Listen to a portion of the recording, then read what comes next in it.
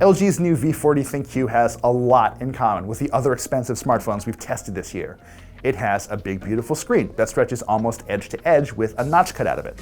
There's a fingerprint sensor on the back and one of Qualcomm's high-end Snapdragon 845 chipsets with 6 gigs of RAM inside. But then you notice the 5 cameras strewn across this phone's body and you realize this isn't your average flagship smartphone.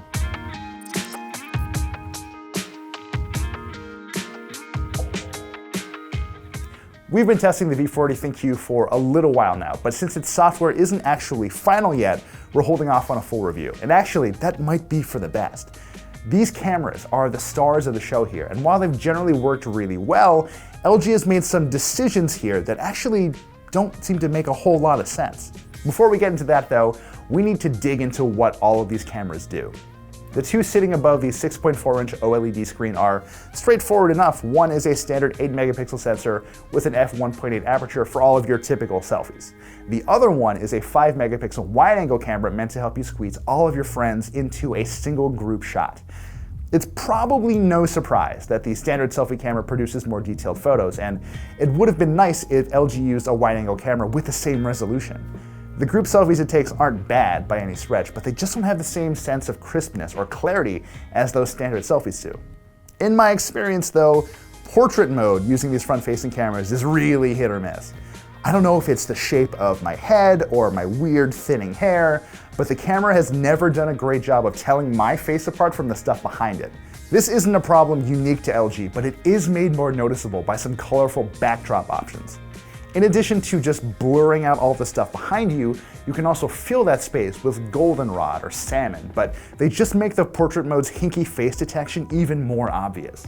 The cameras around back are where things get much more interesting. Triple camera setups are still rare after all, and the only other one we've tested this year was in Huawei's excellent P20 Pro, which packed a 40-megapixel primary sensor along with a 20-megapixel monochrome camera and an 8-megapixel telephoto shooter.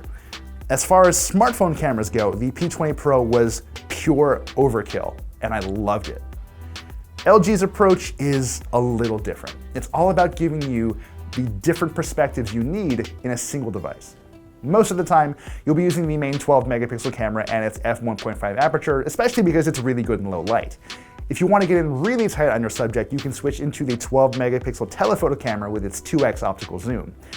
And when you need to capture as much of the space in front of you as possible, there's a 16-megapixel sensor with a 107-degree field of view.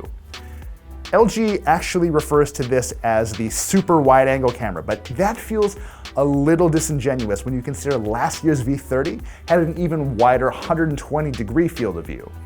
You wouldn't be able to tell the difference unless you were looking at wide photos from both side by side, but if LG was going to go to the trouble of squeezing 3 cameras into the V40's back, it would have been nice if they were just a little more ambitious. So far, each of these 3 cameras has yielded pretty pleasant looking photos, although the differences between these 3 sensors become clear really quickly. The 12-megapixel camera is easily the best of them all. Its photos are nicely exposed, and they feature lots of detail and vivid colors, though they tend to come off a little on the warm side. The wide-angle camera also did really well. Again, there's a solid amount of detail, and it's been great for shooting photos with a more pronounced sense of space, just as long as you're okay with colors that are a little more neutral. The telephoto camera, meanwhile, seems like the one I would rely on the least. Some of the photos it churned out were just a little fuzzy and indistinct. We'll keep testing though to see if this is just because of where we shot with it. Jumping between 3 cameras can seem like a handful at times, but LG has added a few tools to make getting just the shot you need a little easier. Check this out, this is Triple Preview, and the name really says it all. You get a thumbnail-sized preview of what a photo taken with each of the 3 cameras look like. I would prefer that this was on by default all the time, just to make these differences in perspectives more clear to smartphone photographers, but this implementation isn't bad at all.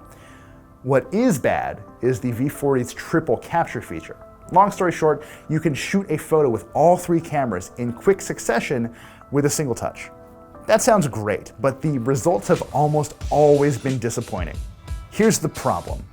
When you focus on what's in front of you before taking the triple shot, that focus is locked for all 3 cameras. That means the wide-angle shot generally looks really crisp, and so does the standard shot. That telephoto shot, meanwhile, almost always looks soft or blurry because the camera doesn't try and refocus between these rapid-fire shots.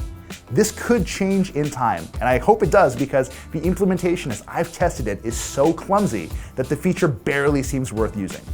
Oh, and by the way, the phone also stitches these 3 photos into a single video with some fun zoom transitions. And that would be a perfectly nice little flourish if the last zoomed photo ever looked good. There's obviously a lot more to dig into before we issue a final verdict on the V40 ThinQ, and to be fair, all of the typical smartphone stuff here works really well. Android 8.1 Oreo isn't overly cluttered with bloatware, and the whole package runs remarkably quickly thanks to the Snapdragon 845's horsepower. Even the 3300 mAh battery, which some people were worried about, has held up surprisingly well. It's more than enough for a single day's use, and I've sometimes been able to use it for a few more hours after waking up and realizing I forgot to charge it the night before. As a smartphone, the V40 ThinQ is actually pretty great. The thing is, it's also a complex camera system, and for now at least, it could use a bunch of extra polish.